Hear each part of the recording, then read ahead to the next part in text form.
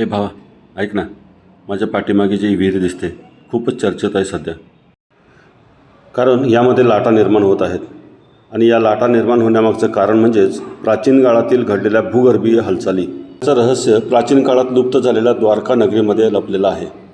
गुजरातमधील वीरपाडा या ठिकाणची विहीर सरस्वती नदीप्रमाणे लुप्त झालेल्या खाडीवर वसलेली आहे. ही भूमिगत खाडी अरबी समुद्राला जाऊन मिळालेली असल्यामुळे अरबी समुद्रातील भरती ओहोटी लाटा यांचा दाब या विहिरीतील पाण्यावर पडतो. पास्कलच्या नियमानुसार एखादी कार जॅकच्या माध्यमातून जशी वर उचलली जाते तसंच सागरी लाटाचा दाब या पाण्यावर पडून पाणी वर उचलले जात आहे.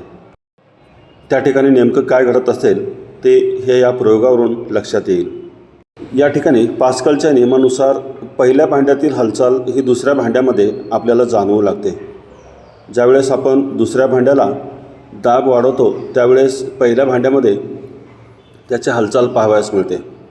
अरबी समुद्र आणि वीरपाडा या ठिकाणामधील अंतर केवळ 25 किलोमीटर इतके आहे. या घटनेला अंधश्रद्धेशी न जोडता यावर संशोधन होणे आवश्यक आहे.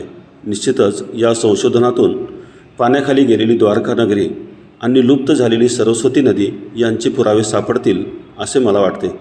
याबद्दल तुम्हाला काय वाटते ते निश्चित मला कळवा.